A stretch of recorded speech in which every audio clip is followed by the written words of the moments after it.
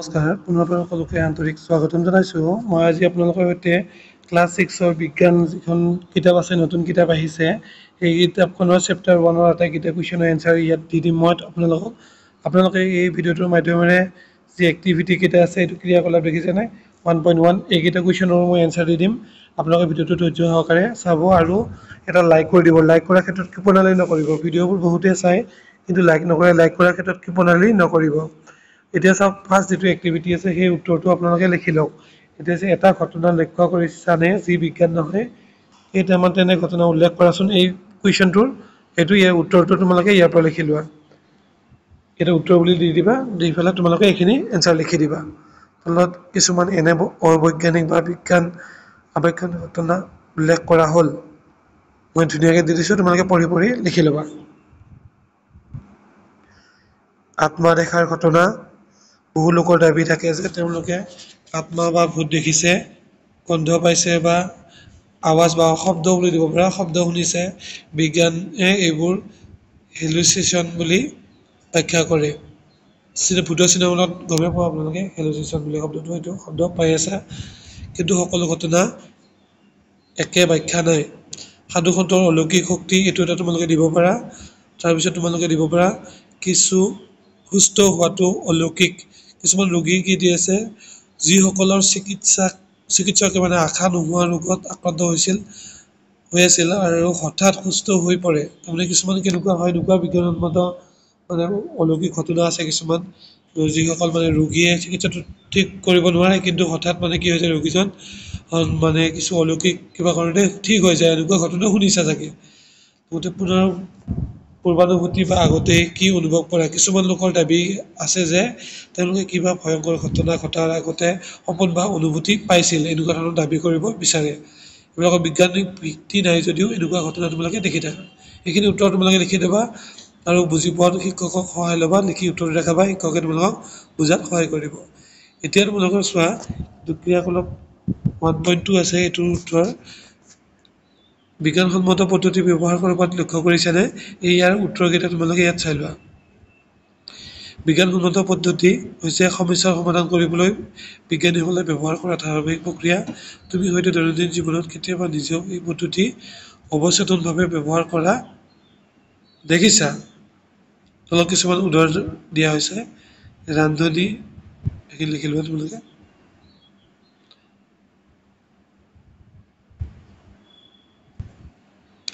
ক্ৰিয়াকলাপকেইটা অলপমান practical basis তোমালোকে ভালদৰে লিখি ল'বা আৰু অভিভাৱক তথা শিক্ষকৰ সহায় ল'বা গছ 2 নম্বৰ গছবোৰ শুকাই যোৱা মোবাইল চাৰ্জ নহ'লে কি কৰা এইটো মানে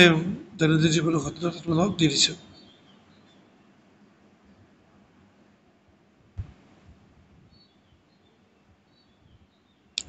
ইয়াৰ তিনিটা দিছোঁ তোমালোকে যিকোনো এটা লিখিলে হ'ল এটা তোমালোকৰ এক্সাৰসাইজ 1.3 এক্সাৰসাইজ 1.3 টো চোৱাচোন বিজ্ঞানৰ কি অৱদান আজি তুমি ব্যৱহাৰ কৰিলা মই আজি ব্যৱহাৰ কৰা বিজ্ঞানৰ অৱদানসমূহ হৈছে চাইকেল ঘড়ী বটল হ'ব এইটো বটল নহয় এইটো বটল হ'ব বেগ মোবাইল ইণ্টাৰনেট টিভি আদি তুমি যি বিজ্ঞানৰ বস্তু ব্যৱহাৰ কৰিছা দিনটোত এইখিনি তোমালোকে লিখি দিবা এতিয়া তোমাৰ খালি ঠাই দি আছিলে খালি ঠাইকেইটা মই ডাইৰেক্ট উত্তৰকেইটা তোমালোকক দি দিছোঁ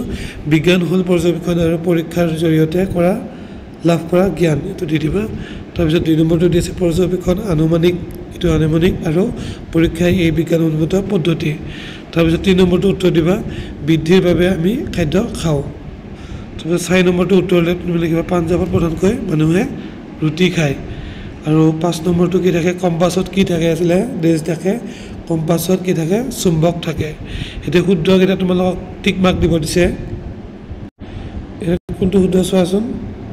আমি সদায় স্বাস্থ্য ভালে ৰখা খাদ্য খাব লাগে এইকেইটা যে আছে এইকেইটা উত্তৰ মই লিখি দিছোঁ তোমালোকক লগতে 3 নম্বৰ কুৱেশ্যনৰ যিকেইটা আছে এইকেইটা উত্তৰ তোমালোকক ধুনীয়াকৈ দি দিছোঁ তোমালোকে ভিডিঅ'টো চাবা আৰু ইয়াৰে মই উত্তৰটো 4 নম্বৰটো উত্তৰটো আগতীয়াকৈ কৰি দিছোঁ তোমালোকক 4 নম্বৰৰ কি হ'ব উইলবাৰ ৰাউট আৰু অৰভিলি ৰাইটে তলত কোনবিধ আৱিষ্কাৰ কৰিছিল এইটো হ'ব উৰাজাহাজ আৱিষ্কাৰ কৰিছিল তলত কোনটো কামত কম্পাছ যন্ত্ৰ ব্যৱহাৰ কৰা হয় এইটো জাহাজৰ দিশ নিৰ্ণয় কৰাৰ কামত ব্যৱহাৰ কৰা গতিকে অপশ্যন এটো তোমালোকে সাৰ্কেল কৰি দিবা ধুনীয়াকৈ গুণোৎসৱত যেনেদৰে দিয়া এনেকৈ চাৰ্কেল কৰি দিবা এতিয়া 3 নম্বৰ এ তোমালোকক দিছিলে মহাকাশচাৰীয়ে মহাকাশত পৃথিৱীখনক কেনেকুৱা ধৰণৰ নীলা ৰঙৰ মাৰ্বলৰ দৰে দেখে এইটো দি দিবা মোৰ প্ৰশ্নটো আছিলে কম্পাছৰ মূল বস্তু কি উত্তৰ লিখি লোৱা কম্পাছৰ মূল বস্তু হ'ল চুম্বক মুক্ত অৱস্থাত ই সদায় উত্তৰ আৰু দক্ষিণ মূৰত থাকে অৰ্থাৎ ওলমাই থৈ দিলে তেতিয়াহ'লে উত্তৰ আৰু দক্ষিণ মূৰ কৰি থাকিব তাৰপিছত 3 নম্বৰ চিটো উত্তৰটো চোৱা ওলোমাই ৰখা চুম্বক এডালৰ এটা মূৰ উত্তৰ আৰু আনটো মূৰ কি দক্ষিণ দিশত থাকে 3 নম্বৰ চিৰ তোমালোকৰ উত্তৰ 3 নম্বৰ ডি উত্তৰটো কি দিছে নাবিকসকলে সাগৰত কম্পাছ নামৰ সঁজুলি ব্যৱহাৰ কৰি জাহাজৰ দিশ নিৰ্ণয় কৰে ই নম্বৰটো হ'ব উত্তৰ বিজ্ঞানসন্মত পদ্ধতিৰ পৰ্যায়কেইটা উল্লেখ কৰা বুলি দিছিলে এইটো বিজ্ঞানসন্মত পদ্ধতিকেইটাৰ পৰ্যায়কেইটা হ'ল পৰ্যবেক্ষণ আনুমানিক সিদ্ধান্ত আৰু পৰীক্ষা সকলোকে বহুত বহুত ধন্যবাদ আজি ভিডিঅ'টো মূলত এইখিনি আছিলে তোমালোকে যদি ভিডিঅ'টো ভাল পালা সাবস্ক্ৰাইব কৰি দিবা অলপলৈ সহায় হৈছে গোটেইকেইটা লেচনৰ উত্তৰ মই তোমালোকক দি দিম গতিকে চেনেলটো তোমালোকে সাবস্ক্ৰাইব কৰিবলৈ একদমেই নাপাহৰিবা আজিলৈ ভিডিঅ'টো ইমানতে সমাপ্ত কৰিছোঁ পিছত আকৌ লগ পোৱাৰ আশাৰে আজিলৈ ইমানতে এৰিছোঁ বহুত বহুত ধন্যবাদ